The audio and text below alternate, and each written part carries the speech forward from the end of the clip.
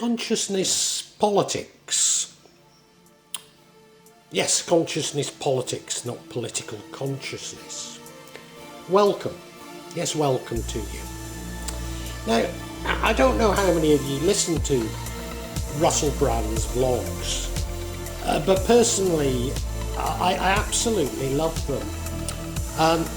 Now, I'm not trying to claim for 1 minute that I know Russell Brand, but years ago, I think before he was famous, I used to have friends who lived in Camden, and I used to go into the Holy Lands with them. And of course, he's got such a, certainly at that time at least, a unique look that I remember him from the Holy Arms, and he is a genuinely funny character. Now, he's most recently been branded a right-wing, I don't like to say that, am I, sea theorist? But like me, of course, he's British, okay, from other ends of the island, but traditionally both he and I would have placed ourselves and been placed with the left. But him, like me, I think, you know, even his friends from what was the left probably secretly think he's a right-wing sea theorist. And I guess, like me, well, in fact, I know, like me, he believes that this political spectrum has therefore become meaningless.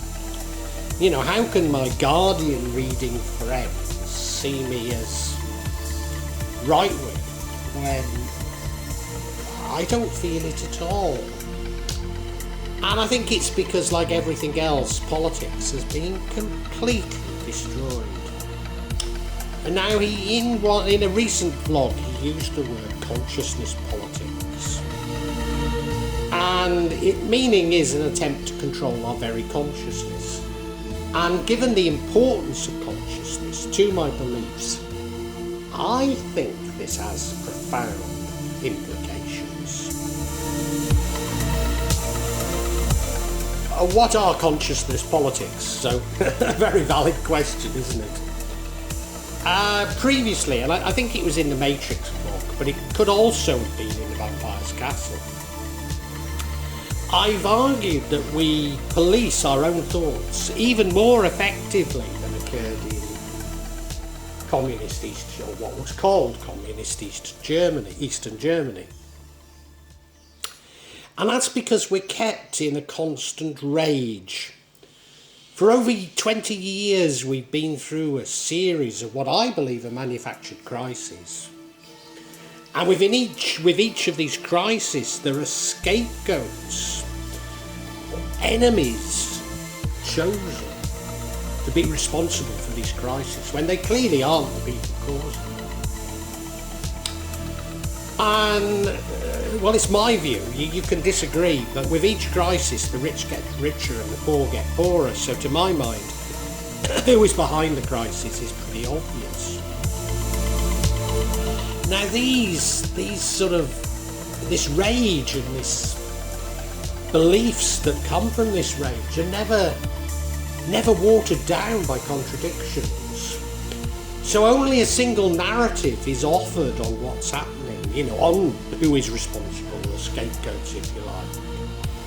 And unfortunately, certainly over the last 2 years, but increasingly any counter-narrative is ruthlessly, and I don't use that word lightly, ruthlessly suppressed. As are demonstrations or political gatherings to support any alternative narrative. And look at what we believe is Liberal Canada did to the Canadian truckers. Indeed, those who offer an alternative narrative are actually now, I think in the US, I'm not sure about how many countries, but are actually now officially defined as terrorist. So you're a terrorist for questioning a narrative that you can see through as being a pack of lies, and that makes you a terrorist? In fact, I think in me even questioning that definition of terrorism makes me a terrorist. There's an unending series of victories over our own memories because the crises are never ending. We forget about the last crisis as we've moved on to the next. So we forgot about terrorism during the health crisis, and we're in another crisis now, and the health crisis has been forgotten, and it's this never-ending crisis, this never-ending fear porn that has got us into this. So Trudeau in Canada brought in emergency measures which freezes the bank accounts of those protesting truckers and their supporters. And although the demonstration has long since finished, the legislation has never been revoked. So the government has the right to cut off our means of living. Yes, this is a rewriting of history. There's no question. This is a rewriting of question. And it's done via reality control. The health crisis highlighted for me, and I know many others, the massive resources that have been thrown into coordinating and international support for a single narrative. So I don't know if you remember, it was over 2 years ago, but every time I went on YouTube, on this channel, there was a message from the World Health Organization.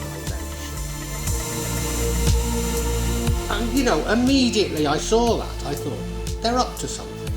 Nobody had even come up with any sort of sea theory. I just looked at that and said, hang on a minute, there's something wrong here. You don't spend that sort of money. What appears to be quite a minor health issue. And of course, alternatives such as what I'm saying were brutally suppressed. The lab leak theory, I don't think I'm allowed to say this, still the Invera mech, what the rest is, the advocacy of that as a drug. Even and I probably shouldn't say this, so it's a major drug company that begins with P. Their trial data was suppressed. All of those holding those views were labelled sea theorists and therefore now terrorists. Yet all were true, or at least partially true. Or were they? Is this just another pack of lies?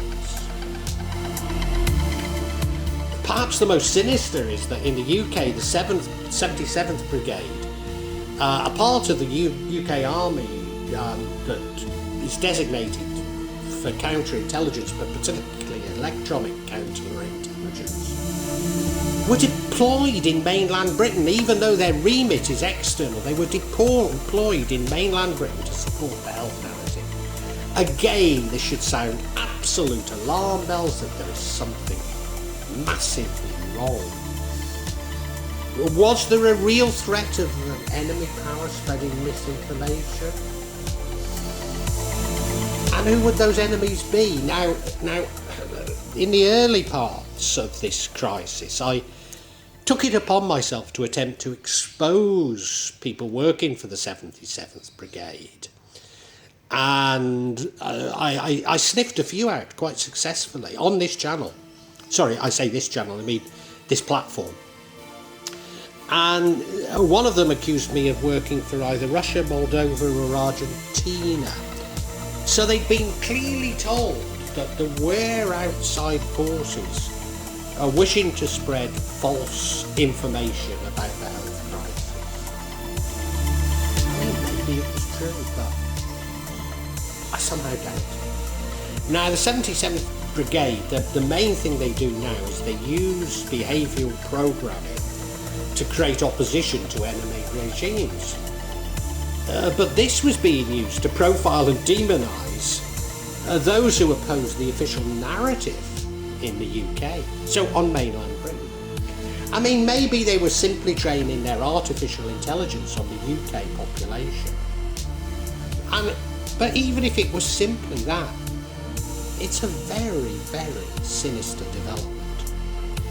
And I say it's a sinister development, but if we look at what I see as the destruction of US politics and democracy, even Western democracy, we could say, the US has been divided into warring tribes, and this appears to be a textbook case of behavioural programming. Now, of course, it might be being done by an enemy government, but somehow I doubt it. US politics have become regressive, and it's only now interested in self-preservation. No interest whatsoever in the population, or probably even the preservation of the nation state itself. If we apply the materialist machine metaphor to politics, then we believe that we can simply replace a defective part, and that will revert to its proper functioning. But have changes of presidents in the US made any real difference? Be honest. Of course, many see this as an attempt to institute 1984 on us. But even this idea that is instituted in 1984 feels to me like behavioural programming. 1984 was seen as a warning about totalitarianism. Totalitarianism, certainly in the US, has been redefined to mean communism. So although 1984 was a warning about communism, or at least Stalin's Soviet Union, which of course the Soviet Union never called themselves communist. So it wasn't a warning about communism per se, because of course, George Orwell fought with the anarchists and leftists in the Spanish Civil War. There you go, I used the word leftist. What on earth does that mean? And that's a part of this behavioural programme, isn't it? And of course, whenever I express views like this, I'm inundated with comments from people who either lived under, or they have close relatives who lived under communism in the Soviet Union, Venezuela or Eastern Europe, and they recount their horrors to me. But there are far more people claiming to have lived under these horrors than actually ever did. These arguments are being created, aren't they? They're not true. And maybe a side argument to what I'm saying here is that capitalism is associated with mom and pop stores on Main Street, and that large multinationals, large corporations, have got nothing to do with capitalism. I can't speak to Americans any longer because we really do have a different language. Most importantly, the 1984 theory assumes that we don't already live within a controlled system. In other words, we don't already live in a brave new world.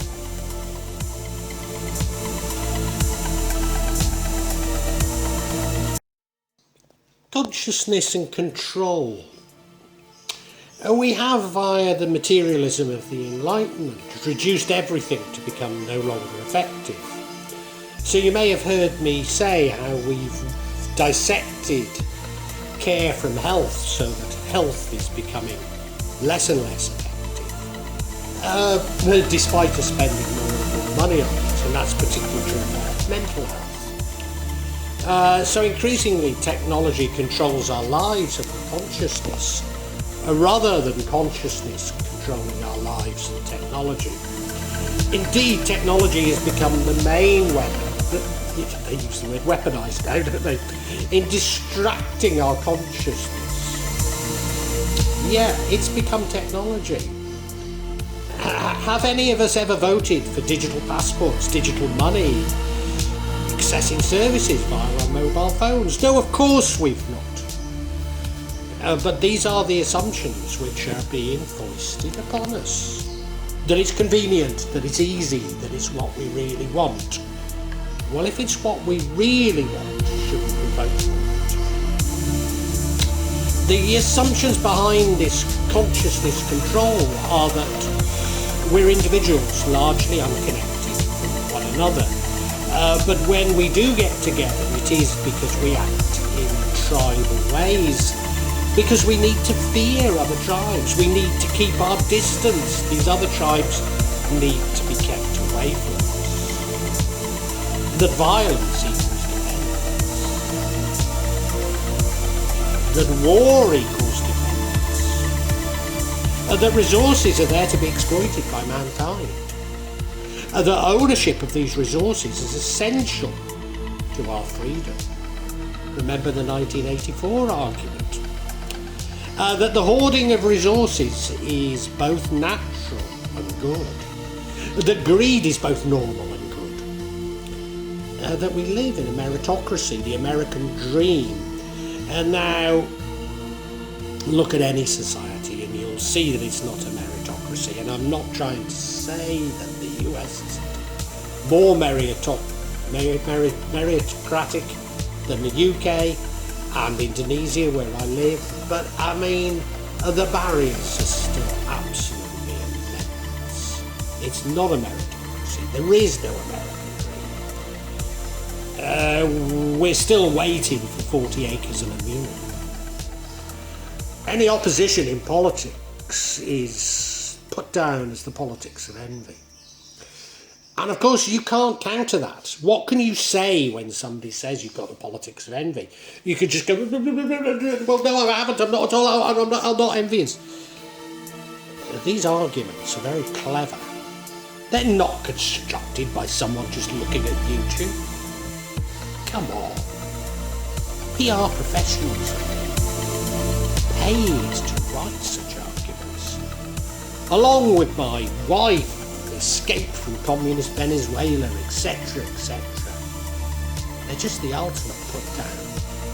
In fact, it's the opposite of an argument, isn't it? It's the opposite of the debate. It's closing it. But we can only find God if we challenge each of these assumptions. However, there is a danger that as we challenge, we reintroduce our own ego. That we become smug in our superior position, that we're woke, that we've taken the red pill, that we're closer to God. We have God on our side. That we begin to hate those who we believe seem to control us. So the battleground isn't a battleground between the left and the right, those with power and those without, the rich and the poor, but internal to our minds. But isn't it so instructive that we should even see this as a battleground? Because that, of course, is part of the psychopathic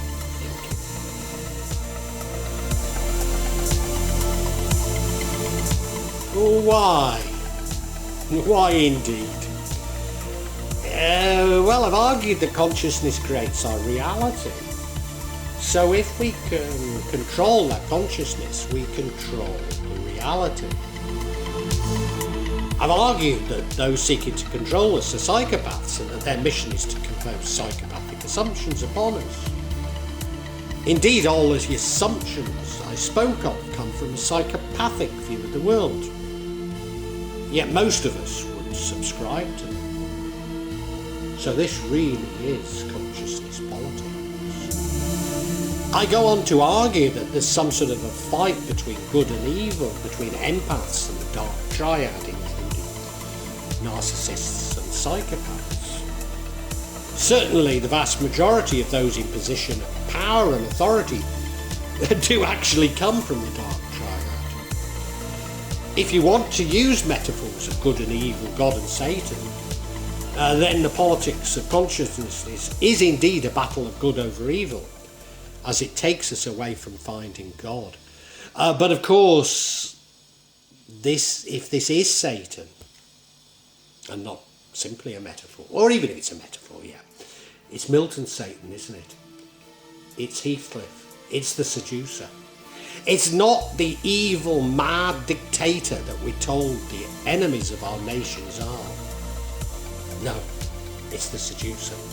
And that's the point. We're seduced by simplistic notions and fears, never questioning those who seduce us. You might have seen through all this. Isn't my argument too simplistic? Isn't my argument, or what I've just said now, a product of psychopathic consciousness? Because if we no longer rise to the challenge, things will be much better. We no longer get passionate to such ideas, but listen to the passion in my voice. We ignore the elite and those in power. We laugh at their brands, laugh at their supercars, laugh at their super yachts. Then we can create change along the network that is universal consciousness. Remember, consciousness controls our reality. So we just change our consciousness. We move to a higher vibration. In other words, just as I have found, it's like fighting black magic. It's not about rising to the provocation, no. It's about using love and forgiveness and ultimately handling everything to the universe, including those that we might define as our enemies. So this is what is popularly seen as karma. This is the real change of paradigm that we can achieve via our consciousness. But indeed, I believe there is an attempt to destroy our ability to change the paradigm by lowering our vibration. But no, we don't need to fall for it. We really don't. We can higher our vibration and we can indeed change the paradigm. Well, I really hope you've enjoyed this book. And that, not only got something out of it, but provoked thoughts. I'm not here to push my beliefs, my thoughts on you. Only to open up your own thinking. Get you thinking about the world and life. When I started The Real Magic of Java, I believed that I'd only release them every month or maybe every 2 months. But now I find myself adding to this subsection once or twice a week. But please subscribe and hit the bell to get notifications for when I add new parts to this subsection. In part, the reason why I'm doing it more often is that the concept has moved from filming rituals and events that took place in Java to me also describing my beliefs and thoughts. And that does come in response to people expressing an interest in it. But of course, me actually seeing rituals and events really doesn't happen so often. What I would say to you is that there's no attempted subterfuge on my behalf. And when I do experience rituals, I will include them for you to see. And as I say, there's no way I'm trying to mislead you. And if I believe there is subterfuge, if I uncover it, I will point it out to you. I'm trying to be as honest as I can be. Now, please make comments, please ask questions, and I'll try to be as honest and open with you as I can be. Of course, there will be some of you who disagree with me, particularly when I talk in terms of my own beliefs, my own feelings. And you're welcome to alternative feelings, and we can agree to disagree. Sometimes I find that people on YouTube can be unnecessarily attacking and aggressive. At times I don't restrain myself enough, and I apologise, but it's not my intention to put anybody down, I know what I talk about can be emotive. And it can be challenging to your beliefs. But I'd love to enter an open discussion, a heartfelt discussion. But unfortunately, I often come across things that